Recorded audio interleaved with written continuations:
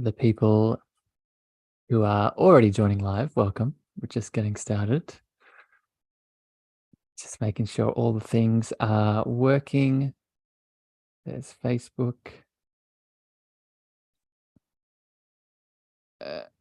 Perfect. And we're good to go. All right, starting recording in 3, 2, and 1.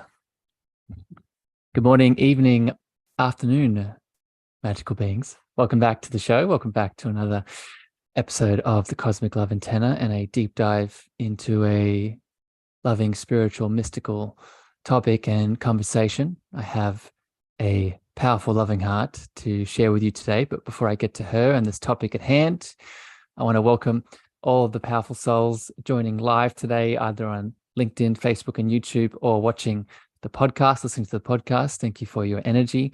I see you there, Jackie. Thank you for popping in. If this conversation today hits your heart, as always, I encourage you to share it out with a lover, a family member, a friend that you think it can support and give value to. And please head over to Apple and Spotify, leave your feedback on this discussion. It really helps me pick topics and bring on guests just for you that I know are going to light you up. Speaking of guests and speaking of topics that light you up, today I have the pleasure to welcome back my divine friend, Jacqueline Way.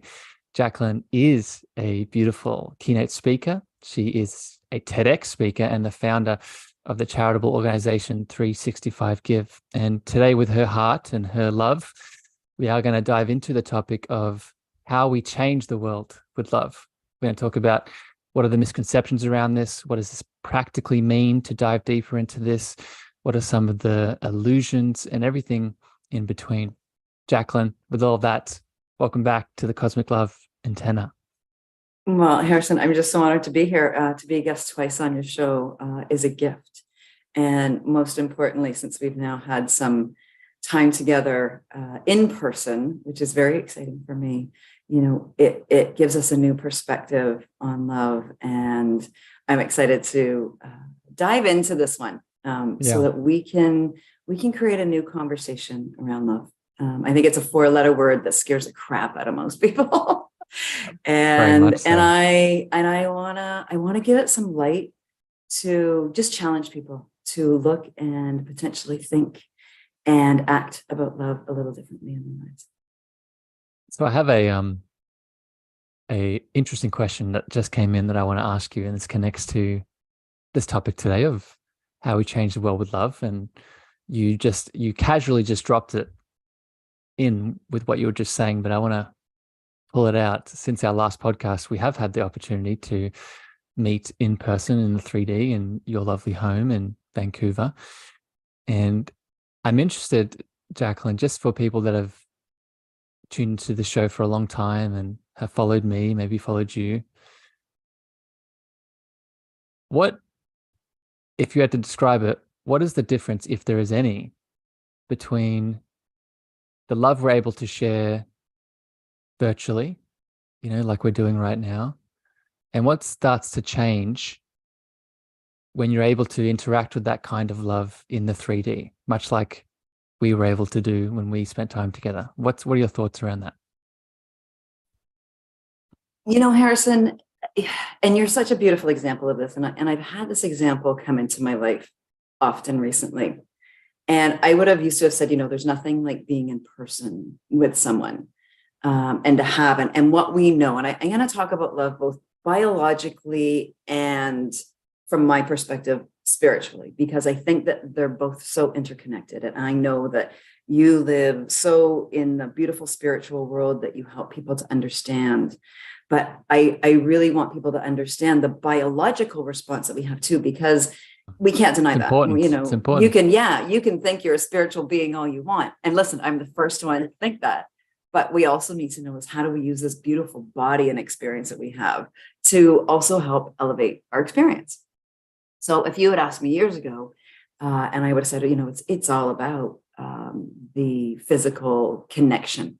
I'm not sure we would have been able to connect the way that we do now in our social media world, our social audio world, our live Zoom world, all of the ways that we do, on the deep level that we do. But I think there's a beautiful recognition. Yeah. And the more we become aware, and this is really what I want to dig into today, is when you and I met, and I think we both felt the same way, is we already knew each other. There was no skipping a beat. You walked in my front door from Australia and your travels around the world, and not for a minute did I not think I knew you. Yeah. And I think that there's different kinds of love. I think one of the types of love in relationships, I call it the Tinder swiping love, where it's that magical, you meet somebody and your physical body is firing off, and there's this electrifying connection. Sometimes in person, sometimes even not in person. But there's a lot of, that's the love that scares us at times, right? That's the love that you want to dive in with both feet.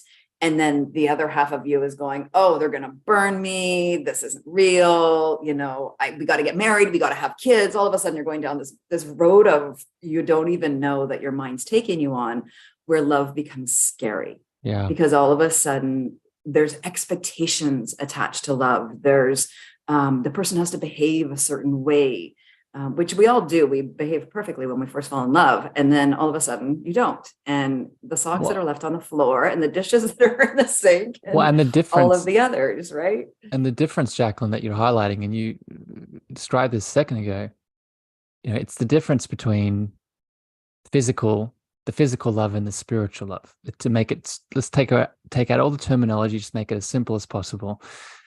The physical and the spiritual. And I don't think this is a conversation of awe. This is not physical love or that deeper spiritual recognizing the person like you've met them for generations type of spiritual love. It's not an awe conversation. It's an and. So I think, when we start to, I want to jump to another question here for you, Jacqueline, but as we start to expand into how we can embody love to shift the world outside of us, I think it's really a conversation around both ends of the spectrum, which brings me to another question I want to throw at you, Jacqueline. When I talk to people about love in all the different ways that I do, I think one of the most common pushbacks and challenges to it is that love is soft, love is quiet, love is still, love is, the thing that you do when you're at home by yourself or maybe with an intimate partner. But when you want to go out and change things and get things done, love it's not really that necessary. We need some other things. How do you reply to this challenge, Jacqueline? Well, I think you're talking to a good person on this, because without realizing it, I have had the beautiful ability of, I could literally say, committing to a love practice in a tangible, actionable, world-oriented way. And for those that are here that don't know the work that I do, my charitable organization, 365 Give, started as a personal parenting project with my son when he was just 3 years old. And I wanted to teach my son how to be a kind, compassionate, loving little human being. And most importantly, I wanted him to show up like that as a man in our world, because I knew that we needed to cultivate a different type of male figure in our world for things to change. And so we did a really simple project. For every day, for 365 days, from his 3rd birthday to his 4th birthday, we did one small thing to give back to the world. Now, for those of you listening going, oh, well, that's super sweet. What a great parent you are, and all of those things. But here's the really beautiful thing when love calls you, because I literally think if you listen carefully, love will pick up the phone and dial right into you.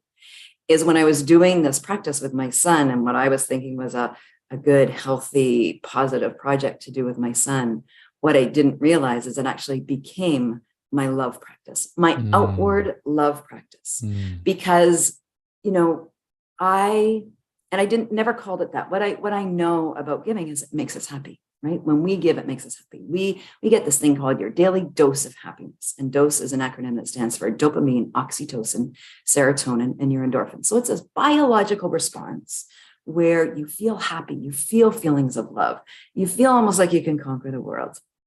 And you keep going, but all actionable. So you're using this beautiful body that we have to stimulate this positive response.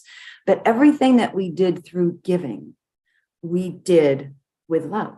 Yeah. Because we had no expectation of anything in return. We went out and we did these things together, whether it was picking up garbage, going to the animal shelter, baking cookies for our neighbors. We did it with zero expectation of anything in return at all. Did we get beautiful gifts along the way? Absolutely. Did we get the beautiful recognition of people around us that felt seen and heard and recognized? Did we feel Mother Earth, every time we picked up garbage and all of a sudden you knew you were making an impact in this world around us that needs us so desperately? And did you feel that exchange and connection to nature as we did so many of these, and to the animals that we live on, even if it's the bird feeder out in your garden that you make with your 3-year-old, that you knew that you were just caring for every living creature that was coming into your garden? All of a sudden, you start to feel this beautiful frequency of love. Yeah. And so this is where I want to tie it in, Harrison, is that to me, for people who maybe don't have a spiritual practice yet, who don't believe in spirituality, who maybe don't have a religion that connects them in their own way, God, Allah, Buddhism, whatever your preferences and words, this became my spiritual practice that I never knew I was having, which was so exciting. And it took me years later to stand far enough back to go, wow, I can't believe I was called to do that. And I literally was. There's a whole story around that I won't share. But then it kept coming and it kept coming. And the awareness that it created for me changed everything in my life, and the association that I had with love in my life. Because now it wasn't just, I had to wait for somebody to come knocking on my door so I felt love. All of a sudden I knew how to create it. All of a sudden I had more control about how I felt about love in the world around me. And I no longer needed some knight on a white shining horse to come and rescue me so I could feel like I was a princess. And down the road we went. And I had times in my life I had that. And then it no longer was needed. I had no need for that kind of love because I knew that the love came from within me. Yeah. I mean, there's so much. That was much a long answer. That was a long answer. And there's so much more. And it's beautiful, Jacqueline, because there's so much in there that we can jump off. I'll express and expand from that beautiful last point of the knight in shining armor. And it's not, I want to make this very clear. It's not just a knight in shining armor in terms of a partner or romantic sense. It's definitely that, but it's also your relationship to power and truth and love, right? I just did a post on Instagram about this morning, actually, about how we are all, to some degree, right? And I'm going to say this with love to everyone listening, to test this and challenge this belief system inside of yourself. We all have some kind of belief system, whether from this lifetime or past lifetimes, that has intentionally put separation between us and our power, us and our divinity, us and our presence, right? Whatever your higher power is, there should not be separation between that. And if there is, there becomes, codependency and suffering in many ways. And Harrison, let's just really quickly, before you just finish that thought, I want people to think of religion for one moment. Yes. And I'm a person who grew up in religion. Grandfather was an Anglican, he wasn't just a minister, he was like the archdeacon of the Anglican church. It was a lot in my world. And so I'm very familiar with that world. I grew up in it. But look at the separation that's caused by that word God, right? So instead of us thinking of God as love, which really for me is the divineness of that word God. Instead, it became a way of separating people, of dividing people, of saying, if you don't behave like this, God's not going to love you. If you don't do this, you're going to go to hell. If you don't, all the rules and regulations around God, what God is possibly like that, right? And so really it's interesting for me that that's where it started.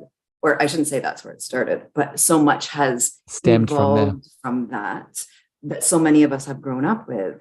And that sense of separation, when to me, it's the total opposite. It's how does it connect us? How does it bring us together? How is it easy that we can flow it easily? We're born as love. We all know that. When you're a baby, you come out, there's no cultural programming yet. You just want that connection with your mother and your father, and to feel that sense of love. Women, when they start breastfeeding, oxytocin floods their body. That's a natural state of being, and a sense of not only love that comes from the function of our bodies, but that sense of love. I'm an adoptive parent. The first time I held my son in my arms, for all of my boys, the love that came out of me was like nothing I had experienced in my life, and still to this day. And so it's that remarkable thing that we can look at, with so many of the differences in our world that have separated us, that we need to look at right back to religion. Why would it possibly divide us when love just brings us together, no matter what way you look at it? Yeah. And there's many ways that we can answer that question of why. And I've done a lot of episodes on it. So I'd encourage people to go back and look at my back catalog, it's a hard word to say, and really dive into that question of why, because it will bring you closer. But I want to go back here a little bit, Jacqueline, to, this action of giving, and how this becomes a practical way that we can all start to change the world with love. And I want to really highlight something that you said around, we feel good when we give. And this is significant because a lot of us, myself included, we are habitually losing ourselves in things, right? Whether it's people, whether it's, drugs, whether it's entertainment, whatever your vice is, we are all, to some degree, looking for that power, that love in something, but not finding it. We get a short-term hit, but long-term leads to suffering. So the question for you, Jacqueline, is, what do you think is the role of not just, giving to receive, to feel that love moving through us, but the role of really bringing mindful awareness to feel it in the moment, right? So when I give to Jacqueline out of the goodness of my heart, but then what is the impact of really bringing conscious awareness to how that love feels in us?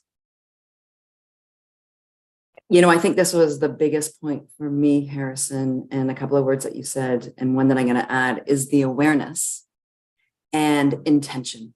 And I think for all of us, that when we begin to have a clear awareness, and to me, that's the beginning of anyone's spiritual practice or your practice in your life. And that can be a practice. You can call it for happiness. It can be a practice for love. You don't have to call it spirituality. You don't have to call it religion, any of those things.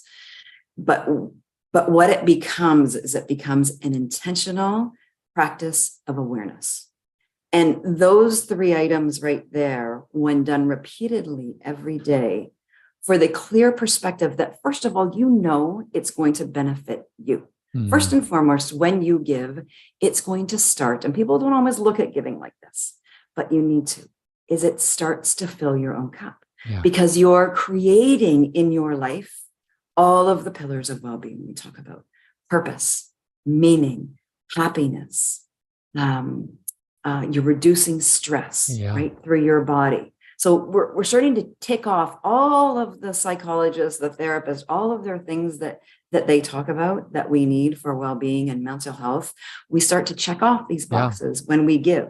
So I want to reframe this, because some people say, well, I get giving burnout. I give so much, I get burnt out. I want you to start to think of this as, this is a way you can start to fill your cup. I don't mean you have to go volunteer for endless hours. Not all, I do that, but not everybody can do that. And there's been lots of days my cup's really empty. But I know how I can begin to refill it through my practices again. The practice of giving can be to yourself as well. Right? Yeah, this is key, Jacqueline. What you're describing here, the difference between, again, and I talked about this morning as well, it's synchronistic. You're talking about the difference between sacrifice and service, right? There is such a misconception. Again, I don't want to just be railing on religion today, but a lot of it comes from religious teachings, that we must sacrifice ourselves first to then be of service. We must sacrifice ourselves and then do the thing. But let's invert that. Let's invert that. Let's fill ourselves up. And when we say fill ourselves up, from a deeper spiritual understanding, we're already full. It's more of a bringing awareness to the wholeness that we already are. Then from that wholeness or that full cup of love, then we go be of service. Right. Our cuppeth overflow, right? Yes. And that is the flow that we give out, right? Yeah. But until you understand, and I think this is where a lot of people get stuck, is that they feel empty, right? They're not connected, and nor do they fully understand some of the conversations that you and I have about spirituality, and that we are complete, and that we are love, and that we are all connected. For some people, that's a little more than they're willing to go yet or understand. But when we begin to have these practices and we see that connection, because we're now taking physical action. That's why we're here. We're in physical bodies to go be of action and feel the whole world around us, right? That's the beautiful experience of being a human. You get to feel it all. And so when you go out and you're giving, and you're now connecting to other people, you're connecting to our planet, you're connecting to animals, and all of a sudden, there's what you and I would use the word expansion. All of a sudden, it's like your heart just, it grows a little bit. And not physically, but energetically. Yeah. All of a sudden, you have this field. sense of expansion, right? And just for you that are out there that, sit on the spiritual fence potentially, that can be measured. Yep. So the frequency, this is science now, the frequency can be measured off your heart, off your body. They can see it through all the great technology we now have. And that energetic frequency off your body expands, literally. And not only that, I'm going to take it one step further. It connects to the magnetic energy of our planet. I know it seems big. Science, research based on science. Real science. Real science. I had the pleasure on the show a couple of weeks ago.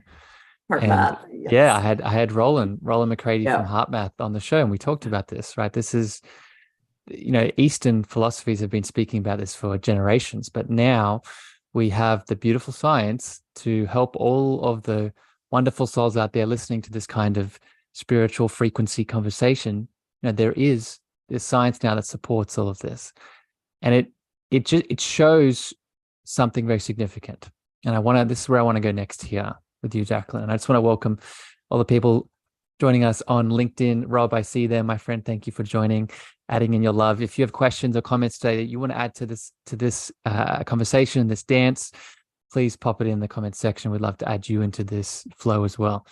Where I want to go next here, Jacqueline, is when we start talking about love and its impact on shifting the world outside of us, we can't not speak about the word or the state of being that is vulnerability, and what being emotional or vulnerable means in our ability to love oneself and also love the world outside of us.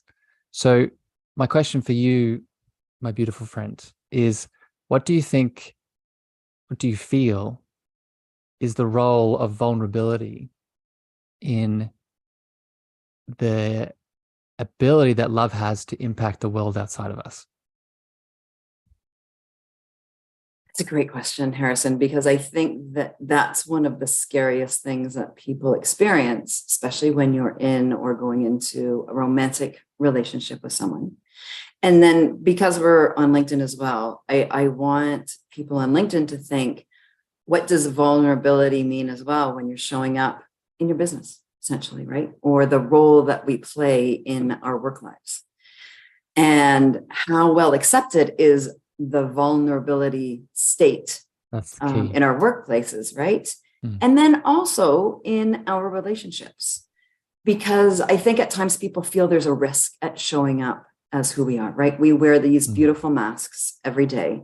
The mask for me, the mask, the role I play as a mother, the role I play as a keynote speaker, the role I play as a executive director of a charitable organization, the role that I play in so many different areas of my life. And these expectations that we think people are looking at us at a certain way and evaluating us all. And I'll give you a really funny example of this. When I did my TED Talk, one of the first comments that came in was some person making comments about the fact that he felt I wasn't wearing a bra and that I was too old not to be. So, right. So all of a sudden, me standing on a stage, being very vulnerable, like when I talk about vulnerability, that whole experience scared me to death. But I stood in my power and I did it from the place of love that I'll never be able to express. And then all of a sudden the comments, there's almost 8 million views, and the comments started coming in, and the first negative and the second negative and the third, they started coming in. And it was really interesting for me to stand and go, how is this making me feel? Right. And I felt vulnerable, right? Or your boss at work, your child is sick and you need to go tell your boss you have to leave work because you're a mom and your child's sick and you got to go care for them. And your boss is looking at you going, this isn't really an excuse, nor is it my problem. And all of a sudden you're in a very vulnerable place. So there's lots of examples we can give about that. And I think that our challenge is that until we're willing to, first of all, understand and ask ourselves the hard questions. What's our belief, right? What do we believe we're here for? I have a very clear higher purpose in this world. I'm so clear on it, but it took me a long time to get there. What is it that you're here for? Why are you here? What does it mean in the big picture of things to you? Because it's different for everyone. Until we start to dig into answering those questions for ourselves, are we actually even able to start standing in our own truth and being vulnerable? Because we know that when we're vulnerable, we then open up a whole world to everyone else to do the same. That's right. Isn't that the kicker? Right. So us, you and I, were a great example of this. We met on the social audio app Clubhouse, whether you like it or not, we did. And Harrison and I spent a lot of really phenomenal quality time there, discovering a lot about ourselves, and then allowing this for other people, where when we could stand in our own truth, good, bad, ugly, great days, terrible days, learning days, so all of it, and we could be honest with it, was the moment you could feel an energetic shift in these audio rooms where everyone took a big breath and they went, oh my God, it's permission. Good. Right? It's permission to be yourself, and it's okay. This is the key here with the vulnerability that, and I think you beautifully articulated it, Jacqueline. I want to go back to your example that you gave with the TEDx talk that you did, and how your vulnerability attracted the shadows, right? Attracted, those comments that you were highlighting. But I just want to give you some love here. That TEDx talk is at, I think, 7 million views on YouTube. It also obviously attracted the light. So for people tuning in, I just want this to be very clear. When we stand in our vulnerable love, we, in many ways, from a very spiritual lens, I'll describe it this way, we open our channel. We open our channel of, I would call it love frequency, your divine presence, the power that is you to move through. And that isn't just moving through for your own purpose. In Jacqueline's example of giving a TEDx talk, it's obviously helping her speak her truth. But that presence that is me is also that presence that is inside of you. So when you're vulnerable, i.e. open up to all of yourself, that presence in other people also has the opportunity to do the same, whether that person is consciously aware of it or not. Does this resonate, Jacqueline? Do you agree with this? Oh, I think you're muted. Sorry about that. There we go. I want people to look at this in all areas of your life. Obviously, I gave the example of TED Talk, but what about your relationships? What about your marriage, your relationships with your children, your relationship with your friends? Okay, let's touch on this one. Your relationship with your closest family, your siblings, right? Your parents, potentially. All of these are all our opportunities in our life. And it's always hard to look at them as opportunities, because it's way easier to look at them as potentially coming from a place of anger or blame or shame or long time ongoing, whatever it is between you. Everybody knows this. We've all experienced it. I still am experiencing it with my family. But it's our opportunity, right? This is our opportunity to go, okay, what just triggered me? What came in that I need to look at more closely? This is when we're talking about awareness. So I'm not just saying like flow the love. It's all, goodness, and let's sit around a circle and sing Om together.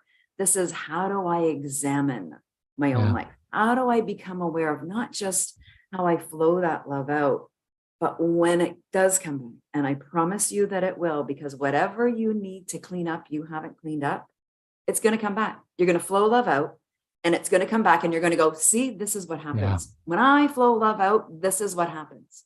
And some trigger comes back and you feel like you've been slapped in the face. But the way I want you to consider looking at it, and it takes some practice. And again, we're going to go back to these practices, these love practices. And this is another love practice. The moment you can turn around, take even just a minute, walk away, take a few breaths, whatever it is. Or I always say, stand back far enough where you see that trigger, you feel it coming up, you feel it maybe in your heart, in your gut, your head's going to explode, you feel it in your hand, wherever it is for you. And that person standing across from you has said something yet again that has set you off. And you can feel the anger or the disappointment or the hurt coming up. That's your beautiful moment where you get to go, there it is. Oh, there you are. Oh, that's really not about you at all. And this is now the person standing across from you. This has nothing to do with you. This actually has to do all about me. And that's the shift. But it's the shift. And it's not that you have to go, oh yeah, this is all my fault. And in that moment, you have to agree with the person and you have to apologize and you have to say, this is all on me. I'm not saying that either. But in your trigger, it gives you the opportunity to walk away, think about it for 24 hours, and then dig in and say, okay, that person said something to me and I felt not enough. I felt not seen. I felt not heard. And then you start to go back and you go, where else do I feel like that in my life? Am I actually not listening to myself? Do I not feel seen in my own world? Am I not able to look at myself in the mirror and see something I like? And you turn it all around in every area, that it no longer, even though, yes, that person standing across from you maybe wasn't so nice. And instead you go, that was a gift for me to look at what I need to clean up, because anyone should be able to stand in front of you and say whatever they want. And instead of us turning in anger, we turn in compassion because we see their pain. We turn in love because we can see that somewhere they're hurting. And we can stand there and hold the space that they need because something's up for them. And it's no longer about you. And I'm not saying we turn and say it's all about them, but you can understand. You don't have to forgive, but you can understand how they feel that way because you've looked at it in yourself. It's all a mere reflection, right? Whatever they're saying to me, I need to look at it. It's so beautiful, Jacqueline. It seems small, right? It seems like this is I had that small moment today and made me feel good, but when we zoom all the way out, does it really matter? And I'm here to say that it does matter, right? One person doing that in one interaction, if we start to extrapolate that out to the collective, these are the quote unquote small actions that are shifting our reactions into responses that impacts the collective, right? Because we're all a part of it. We're not Jacqueline making that choice to respond instead of react, to take in love rather than anger and fear. That impacts the collective, right? Because we've never been separate. This shifts now, Jacqueline, to another question I want to throw at you. And you kind of answered it already, but I want to go a little bit deeper. And it's the role of forgiveness in this love conversation and how it impacts and changes the world. And when I connect into my own practices of love, and at the end of this, we are going to share some practices, so stick around. But this in itself is a practice of forgiveness, and not external forgiveness. That's a part of it, but the deepest form of it being self-forgiveness. So I'm wondering if you can speak to what is the role here of forgiveness in love, Jacqueline, how does it specifically help us impact the world outside of us? Yeah, I love this. And Harrison, I'm going to quickly just, we're going through some really beautiful things right now. And I want to go back to that word practice, because that's how we started. That's how this conversation started, is it's a practice. And so I want people to see how this isn't a one and done. Okay. This is not what we're talking about today. This becomes a practice in your life every day. It doesn't happen once. It doesn't happen twice. It doesn't happen even, I'll promise you, 100 times, because just when I think I've got it, you can call it whatever you want. I'm going to call it the universal forces, bring something in for you to specifically go a little deeper. And that's when it gets really fun. I'm going to let you know, because as soon as you start to practice these things, you practice a practice of love, you become more aware, you start to see the triggers that are coming up.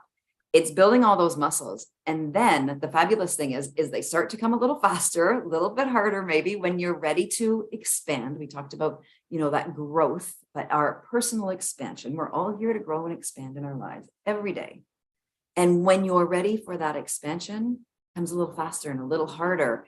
And all of a sudden you see it all unfolding, but it's almost like you're able to transform it really fast, right? So instead of sticking in it and getting stuck in it, you are very quickly able to see it for what it is, right? And you can transform it. And so that's a beautiful part about what we're talking about, is that what you're going to find is you're going to find more peace. You're going to find more calm. You're going to be less stressed. You're going to easily ebb and flow in and out of the emotions that we used to get stuck in for a long time, knowing how to find your way home. And when I say knowing how to find your way home, for me, we're all walking ourselves home. We're walking ourselves back to that place of love. Yeah. So this is your practice of, how do I keep going back to home, which is just ourselves. It's not a house. It's not anything else. It's just, how do I keep walking myself home to myself? Yeah. So I want to go back to that practice and forgiveness. And, I have a beautiful friend in my life, and Harrison, you interviewed him just a week ago. Yeah. Neil Donald Walsh. And, that man's been a pivotal, you want angels that come into your life. I read Neil's book for the first time when I was 25 years old, Conversation with God. And it changed the way that I looked at the world for the specific purposes that religion never worked for me. I was steeped in it in my life and I never got it. I never understood it. It never rang true for me. And then I read Neil's book and it all suddenly made sense. It was like, I read this book going, well, of course that's the way it is, right? I sat through the whole book going, yes, yes. Completely. Yeah. And, one of the things that Neil has taught me about forgiveness is shifting from forgiveness to understanding. It can be very hard. Let's use an example that we can all relate to. I'm not going to go too far off. I'm not going to use an example of somebody kills your child or something extreme. Let's go simple. You get into a big fight with your partner and they have had an affair. Okay, let's use that as an example. And man, they're angry. And you're angry. Okay, and you don't know how you're going to forgive. You're angry at yourself, but you don't know how to forgive them. Okay, they've had an affair. You don't know how to forgive them.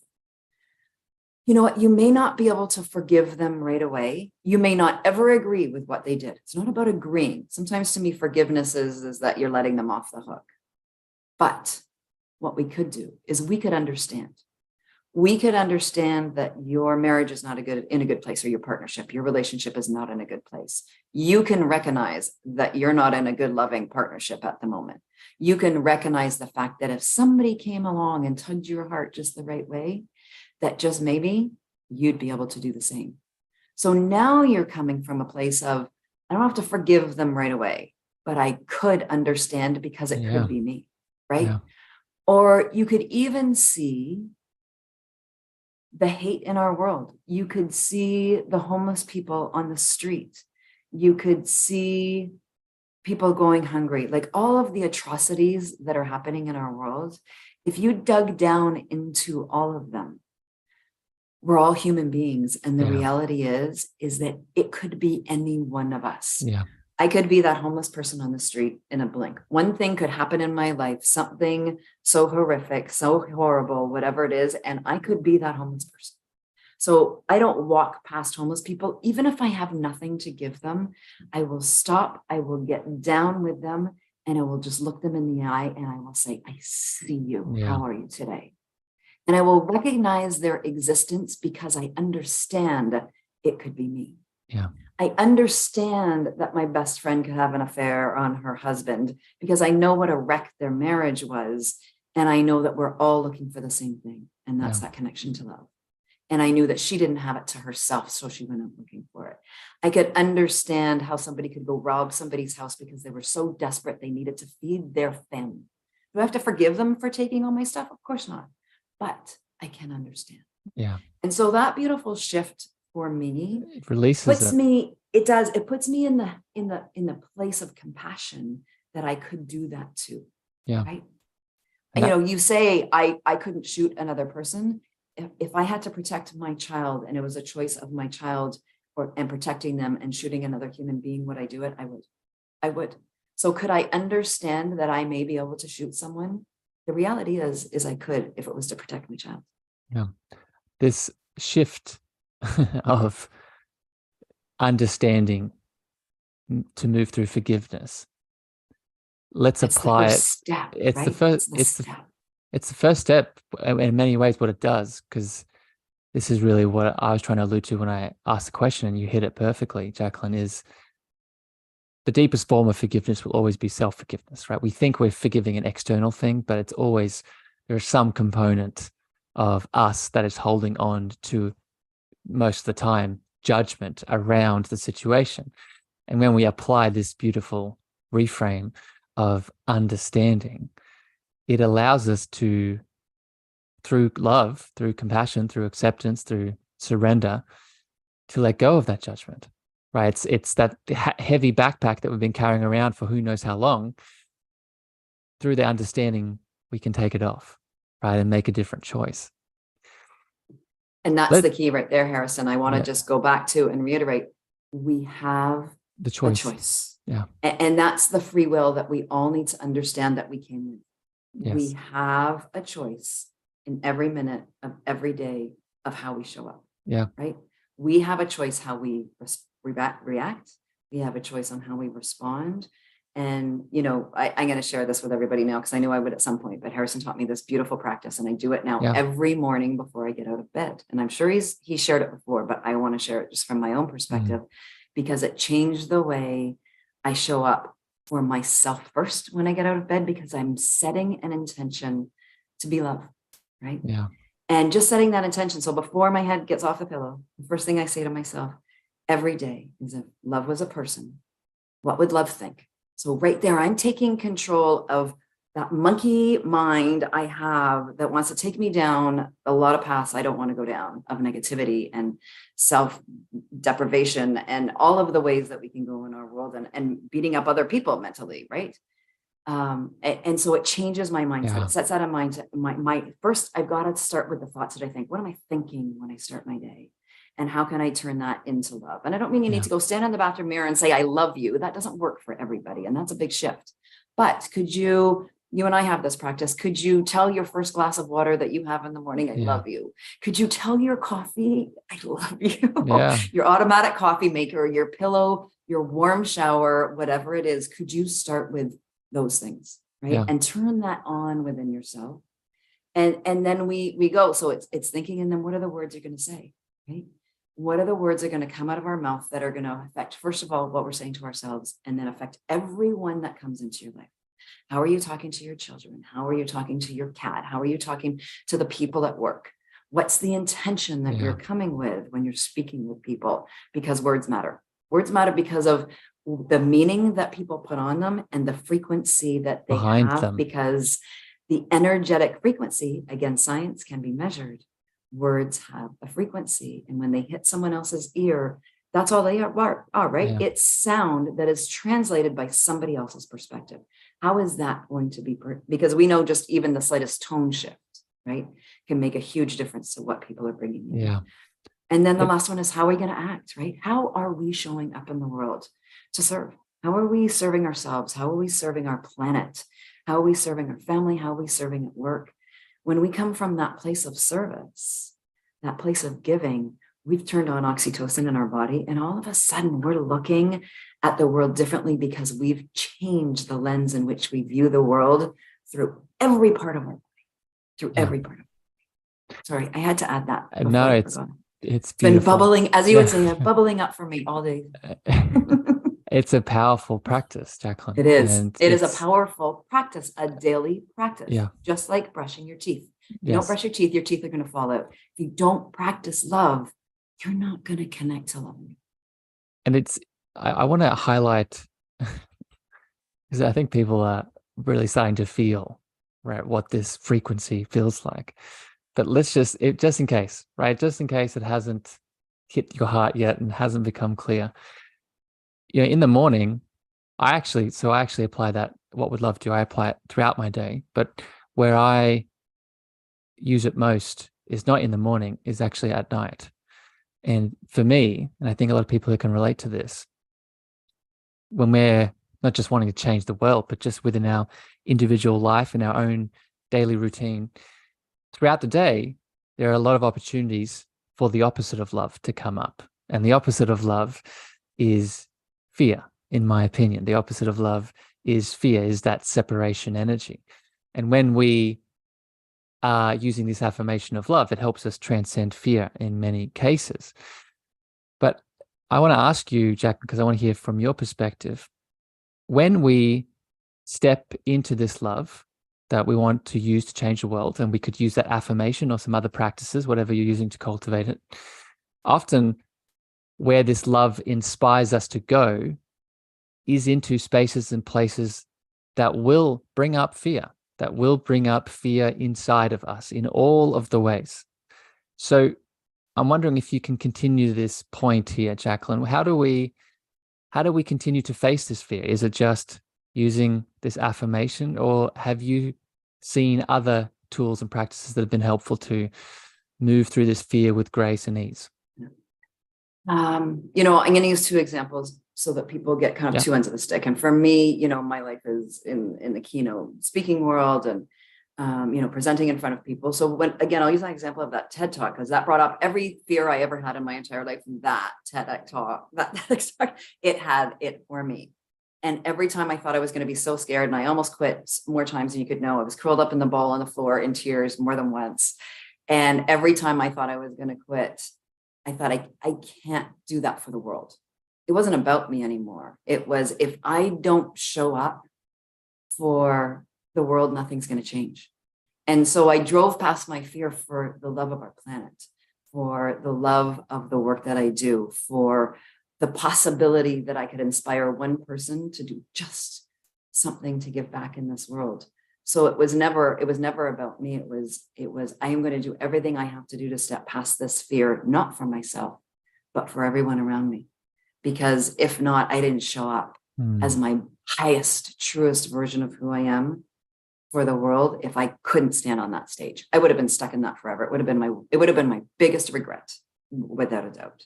And I knew I had to step past that fear. And so my love for the world, literally, and the love for the work that I do, and the love for the children in our world and the future that I want to see for them, allowed me to step past my fear. Yeah. But I want you to think about this when you're going into potentially a relationship with someone, right? We all get all stuck up in our fears, and they start coming up left, right, and center when we get into relationship with another person. Let's say, a romantic relationship, and all of a sudden, we're not good enough. We're not pretty enough. They're going to be looking at somebody else. I'm going to be in competition. All the stories. All the stories we tell ourselves that aren't even true. Yeah. And the moment you just let it go, and you can stand there and you can say, okay, these are exactly that. These are the stories. Look what is going through my head right now about all these things I'm making up. And none of them are actually real. It's like we're playing the storybook in our head that doesn't exist. And when you can start to recognize those, and all it is, and I always say this, I have a son who has a neurodiversity, and he's scared of everything. He's scared of stepping out of the house. And we always take this perspective that every time we take just one step, one little step beyond our fear. So today we're going to take just that one step into school, right? We may not get into the classroom, but we're going to take the step into school, and we're going to go to the quiet room and start there. because it took us that one step beyond what we Yeah. thought was possible. And when we look at that from every perspective of our life, whatever is showing up, all of a sudden, it's that muscle you were talking about, that you're stepping beyond the fear and you're stepping into love for yourself. That's right? it. It's love for yourself. I want to, And recognize it, right? Yeah. Step past the fear, one little step, love for self. yeah. It brings up the quote, Jacqueline, that I'm sure I've shared with you before. I've definitely shared it on the podcast before. And it's, from Rumi, and Rumi says, the way appears once we start to walk it, right? So we often get analysis paralysis, right? Due to that fear, maybe we have the intention of changing the world with our love and all these grandeur, beautiful dreams, but we don't take the first step because we're worried about the 10, the 20, the 40th step in front of us. And it's not about that, right? It's can only ever focus on the present moment because the present moment is the real moment. I want to break down that story piece for a second here too, Jacqueline. And I think this is really significant to understand, and we can apply love to this as well. And I want to get your thoughts on this. Each of those stories that stops us from taking action and fills us with fear, each of them are not there randomly. Those stories aren't just stacking up on you because we live in this innately, challenging world and they're just around every corner and they're going to come and get you. No, most, if not all of those stories are coming from a place of pain, are coming from a place of needing soothing, needing to be seen, needing love. So this is why you said, this is a self-practice. And this is what I want to get your thoughts on. When we want to take that step, yes, we can project our love outwards, like you said in your example of, I'm doing this to help the world and to impact the world, and that's helping me take the step. That's powerful. But what I think is more powerful and what heals those stories, if in that moment we take that step through fear, we direct that love towards us and that specific story, so it's healed. What are your thoughts on this, Jacqueline? A lot. Yeah, it is. It is. I think one of the things that part of this practice, and why I keep going back to the practice, is that it took me a long time to get to the point where that recognition. So when I was doing that TED Talk, I was, as much as I was aware, I had some awareness. I didn't have a lot by any means. It took me a long time afterwards. And I'll let you know, I still deal with it in some ways today. Is that exactly what you said? Does anybody see me? Am I being heard? Do people actually, am I just like another one of these 8 billion people on this planet and nobody hears what I actually have to say? Yeah. And I'll let you know that I took this, and even recently I've taken this all the way back to my childhood. Exactly. And this is what you're so good at. Exactly. Is you take it back and you go, oh yeah, that's where it came from. House, right?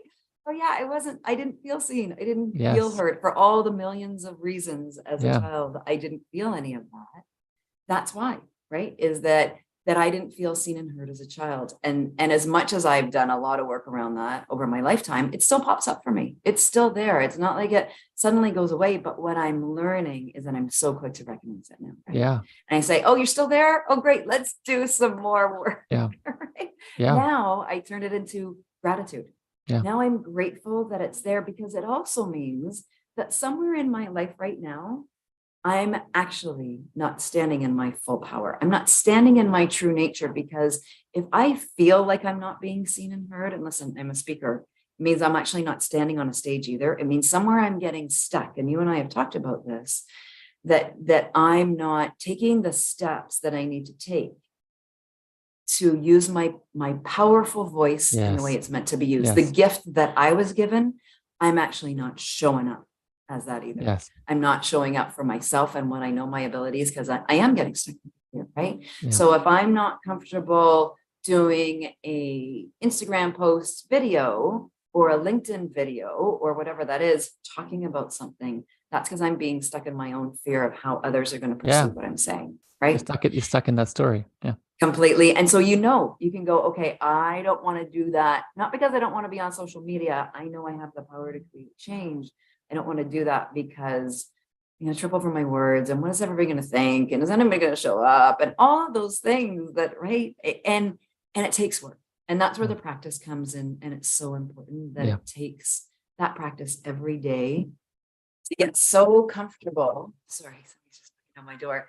To get so comfortable that we can move beyond that. And then that's love, right? Because then you're standing in your authentic, true power. I want to make this very clear with what you beautifully just said, Jacqueline. That practice where you were grateful, and I would say even in awe of that, catching that story that's stopping you from doing the thing. I just want people to be aware of this. Each time you do that, in the practice that Jacqueline just highlighted, in the way that she highlighted it, it's not only letting you do the thing that you're meant to do, i.e. share your voice, share your love, change the world. That is healing it, right? Each time that you hold that piece of you, as Jacqueline highlighted, it's most likely an inner child component. You hold it in that awe frequency, that gratitude frequency, that love frequency. It allows that pain to release, right? So I just, for people tuning in that experience these things, each time you build that muscle, it allows that fragment to come home, right? Come back into that heart space. So it's not just the doing of the thing. Each time you're healing, each time you're soothing in that moment. And let's add to that, Harrison. I said, love can change the world. That's it. That's the piece right there. Because when you start healing yourself, it affects everybody around you, right?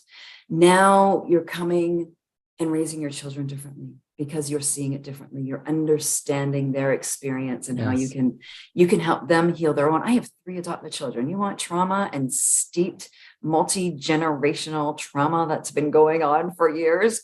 Lord, I've got those kids. But what a beautiful gift that I've been given those children, so I can see what I need to heal in myself so I can best support their journey, right? And that's the gift, is that I was the perfect person for the job because I was already partway there when they came. And so now I have this beautiful ability that in 3 children, the healing that I'll do for myself, that I will help with them and help them do the work. Let's say in my lifetime, listen, could I have told you that I would have reached 8 million people on this planet through the work that I do? Of course not. I could never have anticipated that, and more. And that's what we know about giving, is that it ripples. But then you start to look at the people and how you're affecting them that are right up close to you in your life. And now I've taken 3 children who could have been stuck in the system of never being adopted, gone down the roads that their parents went down, addiction and death and abuse and all of those things that affect our world. But now I've got these 3 beautiful little souls that I can help them do the work. And every person they're going to touch in their lives, it's now changed everything, right? What could have been one path for 3 little boys is now completely different. And it's going to change everything in their world and every person they touch in their world. And that's the impact that us understanding love, stop being scared of the word, stop thinking it's a woo-woo thing and all the other ways we look at it. But instead, the most powerful opportunity for every single individual in this world to change not only their world, but everyone they touch, every single time they touch them. Now it's each of us, right? I always say, what the hell are we waiting for the leaders in this world to change the world for? Because it's never going to happen. History tells us. But when we each individually take our own personal responsibility and we can now fill our own cup so it overflows to everything that we touch in this world, because it may just be whoever's listening right now that you're the next person that's going to stand on a stage or on Instagram or on TikTok, and your video is going to go viral and touch 30 million people in 30 minutes. And look at the opportunity that you have to change everything. Yeah. Right. The beautiful full circle. It's a beautiful full circle, Jacqueline, to what we started this chat with. And it just inspires me each time I look out into the world and all the things that are going on, and, from pandemics to wars to all the things. there's two choices we have. We can either go meet that anger, that pain, that hatred with maybe our self-justified anger, pain, and hatred, or we can do our own thing, expand our loving light, and create something new that now that becomes the norm, right? This loving light of expansion, that's the norm, rather than the war, the pain, the pandemics, etc., right? Because Jacqueline, love does it all, right? Kindness, yes. compassion, understanding, and that all goes along with it. It's not just love, it's everything that goes along with that. Happiness, well-being, good mental health, right? And that it all falls into play, and we're no longer all struggling, but we're peaceful and we're happy and we're working together and we're connected and we feel that connection. Yeah. Jacqueline, I love you, my friend. This has been a beautiful conversation.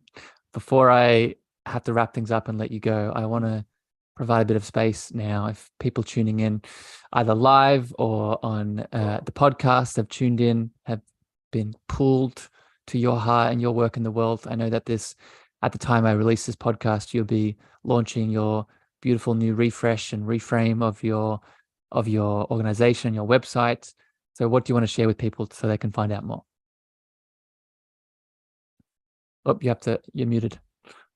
Sorry, I missed the button there. My next baby that I have been birthing for quite some time, and you want to talk about somebody having to step past fear, it would be me, because I had to learn everything I needed to do to build and create and come from the right space to serve. And so we're launching our new 365 Give website in just a month. I'm super excited. It's in the process.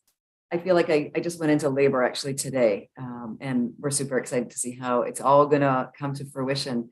But what we know is that everything that we now do comes from that place of love throughout my organization, and it's embedded in it. And I think that's the beautiful thing now versus the website that we, launched 6 years ago, is that through my own evolution and growth and expansion, is that's now coming out into something new for everyone else to also experience that. So we're excited to launch it and have it out. Harrison, thank you for having me and being part of this with me. I taught a class just 2 weeks ago. It was a happiness class to a grade 5 class. And even though it was about happiness, I talked a lot about love. And I asked these grade 5 kids I gave them all a pair of blue heart-shaped glasses to put on. And we practiced looking at life through a different lens. And for those of you that know me well, my personal symbol is a blue heart, and the blue heart represents spiritual love to me. And so I use it as my symbol everywhere I go. And these kids, for a moment in time, got to see life through the lens of love while we did this class together. And I taught them something, and they were all doing it to me by the end of the day. And it was namaste. And I made it simple for them. And I said, namaste to me means that when you're not talking when I'm talking, that first of all, I see the best in you, and you are looking at me and you're seeing the best in me. And really, that's the practice that we need to do for each other, is how can we look beyond what sometimes we see as how people show up in our world? How can we see the best in them? Because when we see the best in someone, that light is so bright that they will start to see it in themselves. So Harrison, thank you, my friend. Namaste. You are a shining light for us all, and appreciate the presence that you hold. You taught me about holding space, and that's a gift that you give to us all. Love you, my friend. Love you. Thank you for your time today. For everyone that's tuned in, I will put Jacqueline's beautiful website and her organization in the show notes, so you can go and check her out. I'll probably put her YouTube video and her TEDx talk in there as well, so you can see more of this beautiful divine's heart, her heart, and her essence in the world. Jacqueline, until next time here on the show, I love you very much. Thank you, everyone that's tuned in and given us your time, your attention. If you enjoy this, please share it out far and wide with someone that you think it can impact and shift their reality. But until next time, we send you love, we send you light, and we'll see you again very soon. Bye, everyone.